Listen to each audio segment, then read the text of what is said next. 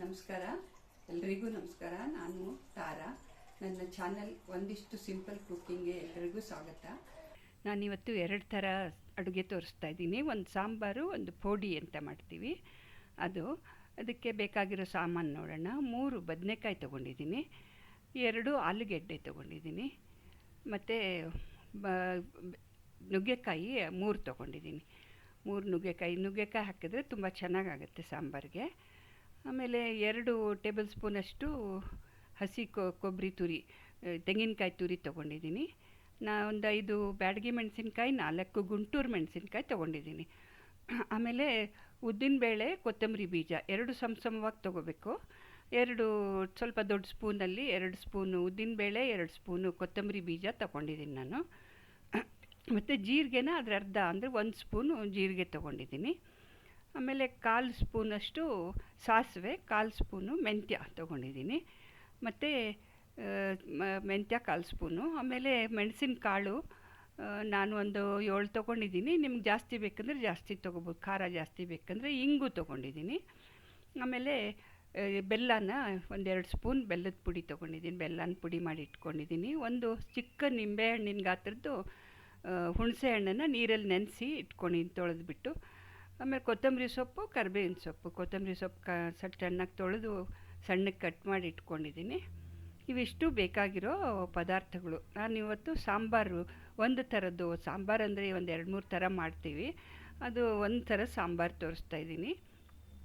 ಇದು ನುಗ್ಗೆಕಾಯಿನ ಚೆನ್ನಾಗಿ ತೊಳ್ಕೊಂಡು ಅದರದ್ದು ಹೊರಗಿನ ಸಿಪ್ಪೆ ಬರುತ್ತಲ್ಲ, ಅದು ಸಿಪ್ಪೆನ ತಕ್ಕೋಬೇಕು. ಒಂಥರ ಸಿಪ್ಪೆ ಸಣ್ಣಗಿರುತ್ತಲ್ಲ, ಅದನ್ನು ಬಿಡಿಸ್ಕೋಬೇಕು. ಈಗ ಒಂದು ಸಣ್ಣ ಕಪ್ಪಲ್ಲಿ ಬೇಳೆನ ತೊಳ್ಕೊಂಬಿಟ್ಟು ಅದನ್ನು ಕುಕ್ಕರಲ್ಲಿ ಇಟ್ಕೋತಾ ಇದ್ದೀನಿ ನಾನು. ಒಂದು ಸಣ್ಣ ಕಪ್ಪಲ್ಲಿ ಹಾಕಿದ್ದೀನಿ ಬೇಳೆನ, ಅದನ್ನು ಚೆನ್ನಾಗಿ ತೊಳ್ಕೊಂಬಿಟ್ಟು ಬೇಳೆನ ಕುಕ್ಕರಲ್ಲಿ 2 ಲೋಟ ನೀರಿಟ್ಬಿಟ್ಟು ಕುಕ್ಕರ್ ಇಡ್ತಾಯಿದ್ದೀನಿ. ಅದು ಒಂದು 5 ವಿಷಿಲ್ ತರಿಸ್ಕೋಬೇಕು. ತೊಗರಿಬೇಳೆ ಚೆನ್ನಾಗಿ ಬೇಯಬೇಕಂದ್ರೆ ಒಂದು 5 ವಿಷಿಲ್ ಆದರೂ ಬೇಕಾಗತ್ತೆ. ಒಂದು ವಿಷಿಲ್ ಆದಮೇಲೆ ಸಣ್ಣ ಬೆಂಕಿನಲ್ಲಿ ಇಟ್ಕೊಂಡ್ರೆ ಬೇಕಾದ್ರೆ 3 ವಿಷಿಲ್ಗೆ ಆಗ್ಬೋದೇನೋ. ಇದು ನಾನು 5 ವಿಷಿಲ್ ತರಿಸ್ಕೋತೀನಿ. 5 ವಿಷಿಲ್ ತರಿಸ್ಬಿಟ್ಟು ಆಫ್ ಮಾಡಿಬಿಡ್ತೀನಿ. ಈಗ ನುಗ್ಗೆಕಾಯಿನ ಸುಮಾರು 1.5 ಇಂಚು, ನಿಮ್ಗೆ ಎಷ್ಟು ದೊಡ್ಡದು ಬೇಕು, ಉದ್ದ ಬೇಕು ಅಷ್ಟು ಉದ್ದದಲ್ಲಿ ಕಟ್ ಮಾಡಿ, ಅದರದ್ದು ಮೇಲ್ಮೈ ಸಿಪ್ಪೆ ಇರುತ್ತಲ್ಲ ಅದನ್ನು ತೆಗ್ದು ಇಟ್ಕೋಬೇಕು. ಆವಾಗ ಚೆನ್ನಾಗಿ ತಿನ್ನೋದಕ್ಕೆ ಚೆನ್ನಾಗಾಗುತ್ತೆ. ಸಿಪ್ಪೆ ಇದ್ದರೆ ಅಷ್ಟು ಒಂಥರ ಚೆನ್ನಾಗಾಗಲ್ಲ ಎಲ್ಲ. ಆಮೇಲೆ ಆಲೂಗೆಡ್ಡೆನೂ ಕಟ್ ಮಾಡಿ ಇಟ್ಕೊಂಡಿದ್ದೀನಿ, ಸ್ವಲ್ಪ ದೊಡ್ಡ ದೊಡ್ಡ ಪೀಸ್ಗಳನ್ನಾಗಿ ಮಾಡಿಟ್ಕೊಂಡು ಅದನ್ನ ಚೆನ್ನಾಗಿ ತೊಳ್ಕೊಬೇಕು. ಆಲೂಗೆಡ್ಡೆ, ಆಮೇಲೆ ನುಗ್ಗೆಕಾಯಿ, ಬದನೆಕಾಯಿನ ಆಮೇಲೆ ಹಾಕ್ಕೊಳ್ಳೋದು. ಇದು ನುಗ್ಗೆಕಾಯಿನೂ ಮತ್ತು ಆಲೂಗೆಡ್ಡೆ ಸ್ವಲ್ಪ ಹೊತ್ತು ತೊಗೊಳತ್ತಲ್ಲ ಬೇಯೋದಕ್ಕೆ. ಅದಕ್ಕೆ ನೀರಲ್ಲಿ ನಮಗೆ ಎಷ್ಟು ನೀರು ಬೇಕೋ ಅಷ್ಟರಲ್ಲಿ ಒಂದು 3 ಲೋಟ ನೀರು ಹಾಕ್ಕೊಂಡಿದ್ದೀನಿ.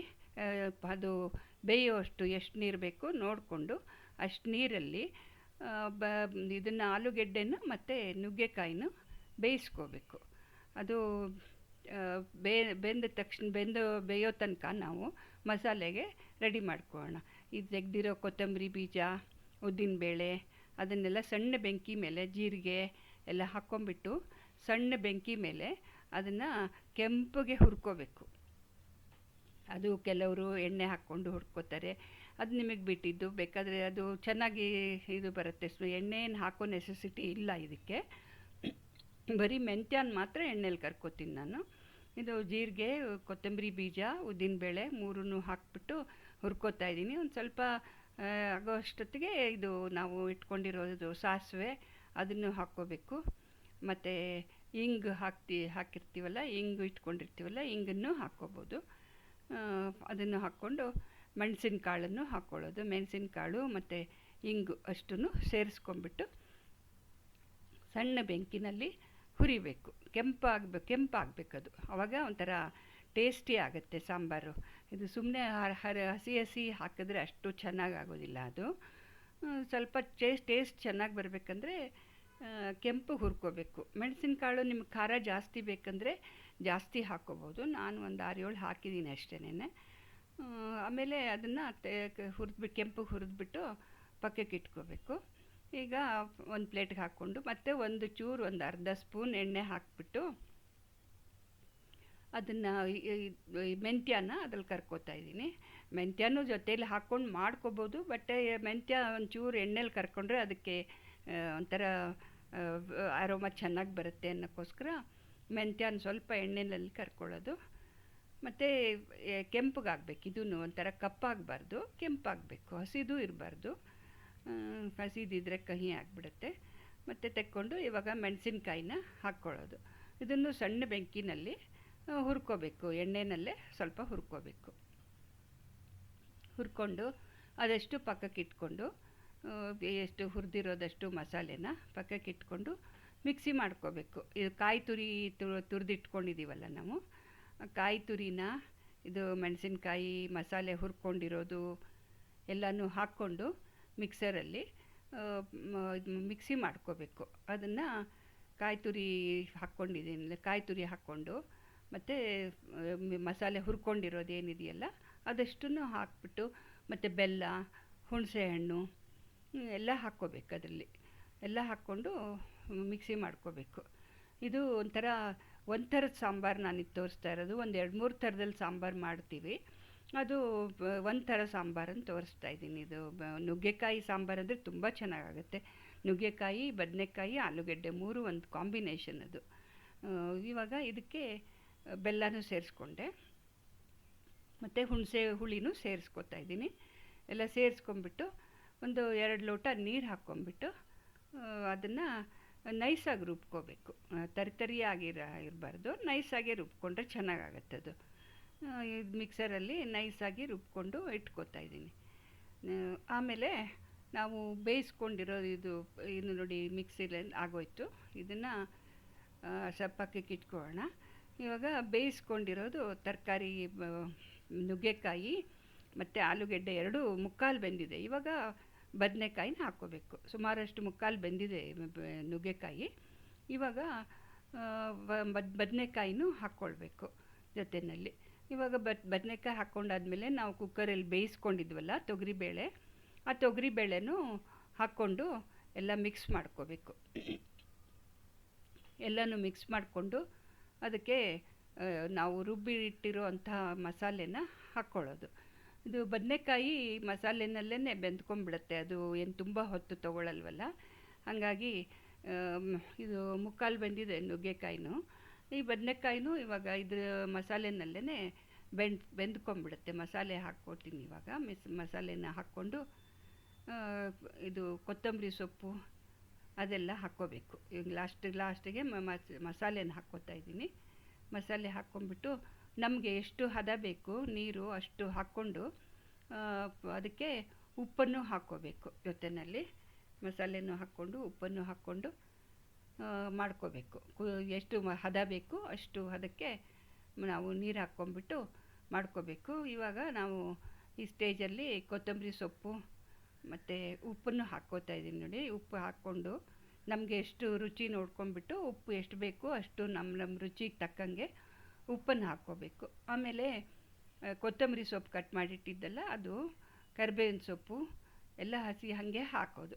ಹಾಕಿ ಅದು ಕುದೀತಾ ಇರಬೇಕಾದ್ರೆ ಅವೆಲ್ಲ ಹಾಕಿದ್ರೆ ಒಳ್ಳೆ ಅರೋಮ ಬರುತ್ತೆ, ಒಳ್ಳೆ ಚೆನ್ನಾಗಾಗತ್ತೆ ಸಾಂಬಾರು.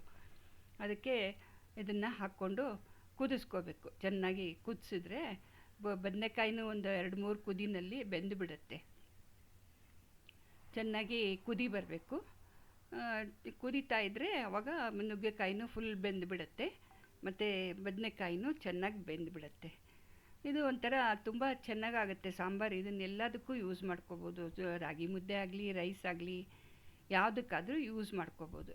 ಇವಾಗ ಒಗ್ಗರಣೆನ ಕೊಡೋದಕ್ಕೆ ಒಂದು 2-3 ಸ್ಪೂನು ಎಣ್ಣೆ ನಿಮ್ಗೆ ಎಷ್ಟು ಬೇಕು ಅಷ್ಟು ಹಾಕ್ಕೋಬೋದು. ನಾನು ಒಂದು 3 ಸ್ಪೂನ್ ಹಾಕ್ತೀನಿ, ಮತ್ತು ಸಾಸಿವೆ ಒಂದು 3 ಸ್ಪೂನ್ ಹಾಕಿದ್ದೀನಿ. ನಿಮಗೆ ಎಷ್ಟು ಬೇಕೋ ಅಷ್ಟು ಹಾಕ್ಕೊಂಡು ಸಾಸಿವೆ ಚಟಪಟ ಅನ್ನಬೇಕು ಚೆನ್ನಾಗಿ. ಆದಮೇಲೆ ಕರಿಬೇವು ಈ ಥರ ಚೆನ್ನಾಗಿ ಬಿಸಿ ಆದಾಗಲೇ ಹಾಕ್ಕೋಬೇಕು. ಆವಾಗಲೇ ಒಂಥರ ಪರಿಮಳ ಚೆನ್ನಾಗಿ ಬರುತ್ತೆ ಸಾಂಬಾರಿಗೆ, ಸಾಂಬಾರು ಚೆನ್ನಾಗಾಗುತ್ತೆ. ಆಮೇಲೆ ಇಂಗನ್ನು ಹಾಕ್ಕೋಬೇಕು ಒಗ್ಗರಣೆಗೆ. ಸಾಸಿವೆ, ಕರಿಬೇವು, ಇಂಗು 3 ಹಾಕ್ಕೊಂಡು ಚೆನ್ನಾಗಿ ಚಟಪಟ ಅಂದಮೇಲೆ ಕರಿಬೇವು ಚೆನ್ನಾಗಿ ಇದಾದಮೇಲೆ ಒಗ್ಗರಣೆ ರೆಡಿ ಆದಮೇಲೆ ಅದನ್ನು ನಾವು ಸಾಂಬಾರಿಗೆ ಹಾಕ್ಕೋಬೇಕು. ಸಾಂಬಾರಲ್ಲಿ ಬೆರೆಸ್ಕೊಂಡ್ರೆ ಲಾಸ್ಟಿಗೆ ನಮ್ಮ ಸಾಂಬಾರು ರೆಡಿ ಆದಂಗೆನೇ. ಅದು ಒಂಥರ ಈಗ ಚಿಕ್ಕ ಪಾತ್ರೆಯಿಂದ ಸ್ವಲ್ಪ ದೊಡ್ಡ ಪಾತ್ರೆಗೆ ಟ್ರಾನ್ಸ್ಫರ್ ಮಾಡ್ಕೊಂಡಿದ್ದೀನಿ ನಾನು. ಈ ಥರ ಇವಾಗ ರೆಡಿ ಆಯಿತು ನೋಡಿ ಸಾಂಬಾರು. ಹೀಗೆ ಇದು ಯಾವುದಕ್ಕೆ ಬೇಕಾದರೂ ಚೆನ್ನಾಗಿ ಆಗುತ್ತೆ, ತುಂಬ ಚೆನ್ನಾಗಾಗುತ್ತೆ ಸಾಂಬಾರು. ನೀವು ಒಂದು ಸಲ ಮಾಡ್ಕೊಳ್ಳಿ ಈ ಥರ ಸಾಂಬಾರು. ತುಂಬ ಥರದಲ್ಲಿ ಮಾಡ್ತೀವಿ ಸಾಂಬಾರನ್ನ, ಇದು ಒಂಥರ ಮಾಡೋದು ಸಾಂಬಾರು. ಇದು ನನ್ನ ಚಾನಲ್ಗೆ ಸಬ್ಸ್ಕ್ರೈಬ್ ಮಾಡಿ. ನಿಮಗೆ ಲೈಕ್ ಅನಿಸಿದರೆ ಲೈಕ್ ಆದರೆ ಲೈಕ್ ಅಂತ ಹಾಕಿ. ಏನಾದರೂ ನೀವು ಯಾವ ಥರ ಮಾಡ್ತೀರಾ ಹೇಳಿ ನನಗೆ. ಇದು ನೋಡಿ ಸಾಂಬಾರು ರೆಡಿ ಆಯಿತು. ಈಗ ನೆಕ್ಸ್ಟ್ ರೆಸಿಪಿ ನಾನು ಪೋಡಿ ಅಂತ ಮಾಡ್ತೀವಿ ನಾವು. ಅದು ಪೋಡಿ, ಮೂಲಂಗಿದು ಪೋಡಿ ಹೆಂಗೆ ಮಾಡೋದು ಅಂತ ನಾನು ತೋರಿಸ್ತಾ ಇದ್ದೀನಿ. ಮೂಲಂಗಿ ನಾನು ಒಂದು 5 ಮೂಲಂಗಿ ತೊಗೊಂಡಿದ್ದೀನಿ. ಈ ದಪ್ಪ ಮೂಲಂಗಿ ಇದ್ದರೆ ತುಂಬ ಚೆನ್ನಾಗಾಗುತ್ತೆ ಇದಕ್ಕೆ. ಇದು ಒಂಥರ ಮೂಲಂಗಿ ತುಂಬ ಹೆಲ್ತ್ಗೂ ತುಂಬ ಒಳ್ಳೆಯದು ಅಂತ ಹೇಳ್ತಾರಲ್ಲ, ಹಾಗಾಗಿ ಮೂಲಂಗಿನ ನಾವು ಈ ಥರ ಯೂಸ್ ಮಾಡಿಕೊಂಡ್ರೂ ಒಳ್ಳೆಯದು. ನಾನು ಮೂಲಂಗಿದು ಒಂದು ಸಲ ತಲಾಸಣಿ ಅಂತ ಮಾಡೋದು ತೋರಿಸಿದ್ದೀನಿ ಮುಂಚೆ, ಅದೂ ಅಷ್ಟೇ ತುಂಬ ಚೆನ್ನಾಗಾಗುತ್ತೆ. ಇದು ಇವಾಗ ಪೋಡಿ ಅಂತ ಮಾಡ್ತೀವಲ್ಲ, ಇದೂ ತುಂಬ ಚೆನ್ನಾಗಾಗುತ್ತೆ. ಈ ಥರ ಈಗ ಮೂಲಂಗಿನ ಚೆನ್ನಾಗಿ ತೊಳ್ಕೊಂಡು ಅದ್ರ ಸಿಪ್ಪೆ ತೆಕ್ಕೊಂಡು ಅದನ್ನು ಸ್ವಲ್ಪ ದಪ್ಪ ಫೋಲ್ಡ್ಗಳನ್ನಾಗಿ ಸ್ಲೈಸ್ಗಳನ್ನು ಮಾಡ್ಕೋಬೇಕು. ಸ್ಲೈಸ್ ಕಟ್ ಮಾಡ್ತೀವಲ್ಲ ಹಂಗೆ ಬ್ರೆಡ್ ಕಟ್ ಮಾಡ್ದಂಗೆ ಮಾಡಿಕೊಂಡು ಇಟ್ಕೋಬೇಕು. ಇದು ಒಂಥರ ಇದು ಇವಾಗ 1 ಸ್ಪೂನು ನಾನು ಕಾರ್ನ್ ಫ್ಲವರ್ ಅಂತ ಹೇಳ್ತಾರಲ್ಲ ಅದನ್ನು ಹಾಕ್ಕೊಂಡಿದ್ದೀನಿ. ಅರ್ಧ ಸ್ಪೂನು ಚಿಲ್ಲಿ ಪೌಡ್ರು, ಮೆಣಸಿನ ಪುಡಿ, ಒಂದು 1/4 ಸ್ಪೂನು ಅರಿಶಿನ ಪುಡಿ ಹಾಕ್ಕೊಂಡಿದ್ದೀನಿ. ಆಮೇಲೆ ಗರಂ ಮಸಾಲ ಪೌಡ್ರ್ ಒಂದು ಅರ್ಧ ಸ್ಪೂನು, ಆಮೇಲೆ ಧನಿಯಾ ಪೌಡ್ರು ಒಂದು 1/4 ಸ್ಪೂನು, ಜೀರಿಗೆ ಪುಡಿ ಒಂದು 1/4 ಸ್ಪೂನು, ಉಪ್ಪು ಎಷ್ಟು ರುಚಿಗೆ ತಕ್ಕಷ್ಟು ಉಪ್ಪನ್ನು ಹಾಕ್ಕೊಂಡು ನೀರನ್ನು ಹಾಕ್ಕೊಂಬಿಟ್ಟು ಕಲಿಸ್ಕೋಬೇಕು, ಎಲ್ಲ ಮಿಕ್ಸ್ ಮಾಡ್ಕೋಬೇಕು. ಆಮೇಲೆ ಸ್ವಲ್ಪ ನೀರನ್ನು ಹಾಕ್ಕೊಂಬಿಟ್ಟು, ಜಾಸ್ತಿ ನೀರು ಹಾಕ್ಕೋಬಾರ್ದು. ಈಗ ಅಕ್ಕಿ ಹಿಟ್ಟು ನಮಗೆ ಎಷ್ಟು ಬೇಕು ಒಂದು ಸ್ಪೂನ್ ಹಾಕ್ಕೊಂಡಿದ್ದೀನಿ ನಾನು. ಅಕ್ಕಿ ಹಿಟ್ಟನ್ನು ಹಾಕ್ಬಿಟ್ಟು ಮಿಕ್ಸ್ ಮಾಡ್ಕೋಬೇಕು. ಅಕ್ಕಿ ಹಿಟ್ಟು ಹಾಕ್ಬಿಟ್ಟು ಸ್ವಲ್ಪ ನೀರನ್ನು ಹಾಕ್ಬಿಟ್ಟು ಮಿಕ್ಸ್ ಮಾಡ್ಕೋಬೇಕು. ಅದನ್ನು ಕಾರ್ನ್ಫ್ಲವರ್ 1 ಸ್ಪೂನು, ಇದು 1 ಸ್ಪೂನ್, ಅಕ್ಕಿ ಹಿಟ್ಟು 1 ಸ್ಪೂನು ಹಾಕಿದ್ದೀನಿ. ಇದು ಒಂಥರ ಎಲ್ಲನೂ ಹಾಕ್ಕೊಂಡು ಸ್ವಲ್ಪ ನೀರು ಹಾಕಿ ಕಲಿಸ್ಕೊಂಡು ಈ ಹೋಳುಗಳು ಕಟ್ ಮಾಡಿಟ್ಟಿರ್ತೀವಲ್ಲ ಮೂಲಂಗಿದು, ಈ ಹೋಳುಗಳನ್ನು ಅದ್ರಲ್ಲಿ ಚೆನ್ನಾಗಿ ಮಿಕ್ಸ್ ಮಾಡಿಕೊಂಡು ಒಂದು 5-10 ನಿಮಿಷ ಹಾಗೆ ಇಟ್ಕೋಬೇಕು. ಅದು ಸ್ವಲ್ಪ ಮ್ಯಾರಿನೇಟ್ ಆಗುತ್ತೆ. ಮ್ಯಾರಿನೇಟ್ ಆಗೋಕ್ಕೆ ಬಿಟ್ಟರೆ ಒಂದು 5-10 ನಿಮಿಷ ಎಲ್ಲ ಹಿಡ್ಕೊಳ್ಳುತ್ತೆ. ಇದು ನಂದು ಬಾಣಲೆ ಪ್ಯಾನ್ ಸ್ವಲ್ಪ ಹೊಸದು, ಸ್ವಲ್ಪ ಅಷ್ಟು ಸೀಸನ್ ಆಗಿಲ್ಲ. ಇದರಲ್ಲಿ ನಾನು ಹುರಿತಾಯಿದ್ದೀನಿ, ಯೂಸ್ ಮಾಡ್ತಾಯಿದ್ದೀನಿ. ಇವಾಗ ಎಣ್ಣೆ ಹಾಕ್ಕೊಂಡು ದೋಸೆ ಬಾಣಲೆಯಲ್ಲಿ ಎಣ್ಣೆ ಹಾಕ್ಕೊಂಬಿಟ್ಟು ಸಣ್ಣ ಬೆಂಕಿ ಮೇಲೆ ಅದನ್ನು ಹುರ್ಕೋಬೇಕು. ಇದು ತುಂಬ ಚೆನ್ನಾಗಾಗತ್ತೆ. ಇದು ಒಂಥರ ಕಾಫಿ ಟೈಮಲ್ಲೂ ಮಾಡಿಕೊಂಡು ತಿಂದರೆ ಮೂಲಂಗಿ ತುಂಬ ಒಳ್ಳೆಯದು ಅಂತ ಹೇಳ್ತಾರಲ್ಲ, ಇದು ಕಾಫಿ ಟೈಮಲ್ಲೂ ಬೇಕಾದರೆ ಈ ಥರ ಪೋಡಿನ ಮಾಡಿಕೊಂಡು ತಿನ್ಬೋದು, ಇಲ್ಲ ಊಟಕ್ಕೆ ನಂಚ್ಕೊಂಡು ಬೇಕಾದರೂ ತಿನ್ಬೋದು. ಹೀಗೆ ಒಂಥರ ಟೇಸ್ಟಿಯಾಗಿರೋದ್ರಿಂದ ಹೀಗೆ ಹೇಗೆ ಬೇಕಾದ್ರೂ ಮಾಡಿಕೊಂಡು ತಿನ್ಬೋದು. ಇದು ಒಂಥರ ಚೆನ್ನಾಗಿ ಆಗುತ್ತೆ. ಆಮೇಲೆ ಮೂಲಂಗಿ ಒಂಥರ ನಮಗೆ ಯಾವಾಗಲೂ ಸಿಗ್ತಾ ಇರುತ್ತೆ, ಮತ್ತು ಸುಲಭವಾಗೂ ಸಿಗುತ್ತೆ ಆ ಥರದ್ದು. ಆಮೇಲೆ ಮಾಡೋದಕ್ಕೂ ತುಂಬ ಸುಲಭ ಇದು. ನಮಗೆ ಕಾರ್ನ್ಫ್ಲವರ್ ಇಲ್ಲ ಅಂತ ಹೇಳಿದ್ರೆ ನಾವು ಇದು ಬರೀ ಅಕ್ಕಿ ಹಿಟ್ಟು, ಒಂದು ಸ್ವಲ್ಪ ಗೋಧಿ ಹಿಟ್ಟು, ಮೈದಾ ಹಿಟ್ಟು 1 ಸ್ಪೂನಷ್ಟು ಸೇರಿಸ್ಕೊಂಡು ಮಾಡ್ಕೋಬೋದು.